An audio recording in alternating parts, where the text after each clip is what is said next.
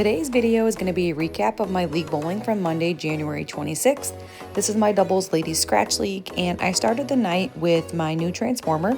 The one that I'm throwing here is my pin down version where the drilling does hit the wing. So with that drilling, the ball should be smooth, controllable, but yet still strong. And I will say that transformer is strong. I wanted to throw it for the whole night, but it was just too much ball. If I was standing too far right, it was coming in way too high in the pocket. If I moved left and kept it in the oil, I just couldn't quite get the reaction that I was looking for. So I did bowl one whole game with it, but it wasn't the ball for this evening. So I ended up switching to my pin up transformer after game one. I did have to shoot a lot of spares. I wasn't striking a lot tonight, and when I did strike, they were kind of messy, just like that one was. But with that being said, I will say I love how much the transformer drives through the pins. I really like the carry that it gives me. On a normal night, I probably leave anywhere from 5 to 10 pins. I think I only left 2.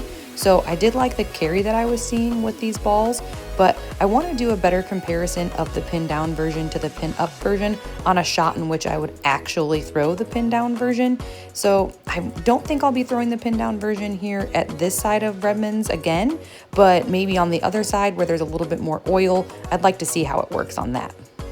So game one, I shot a 196. It was clean, so that's always exciting.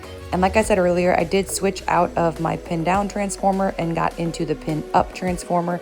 I liked the reaction of the pin up more. I liked how it went a little bit longer and then it snapped at the back end. The pin down was just reading too early, it just wasn't the right ball.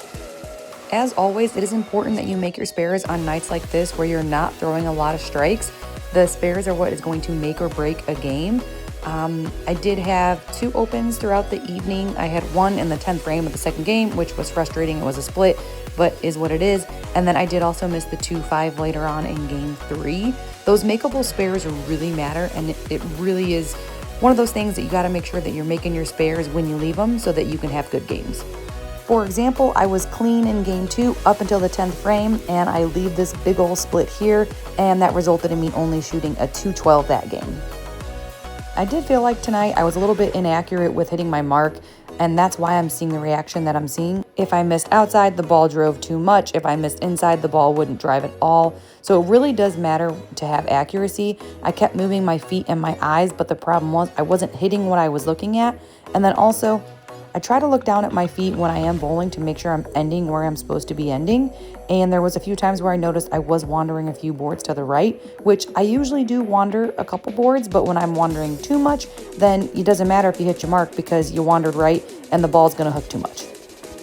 I think this is why I like bowling so much, because there's so many different adjustments that you can do when you're leaving certain pins or you're seeing certain reaction. You can move feet, you can move eyes, you can change balls, you can move hand positions, you can change speed.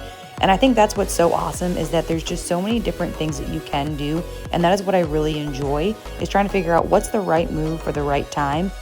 Even though it wasn't my best bowling that night, I still had a lot of fun with my ladies. I shot 237 the last game for a 645 series. So not my best night, but also not my worst.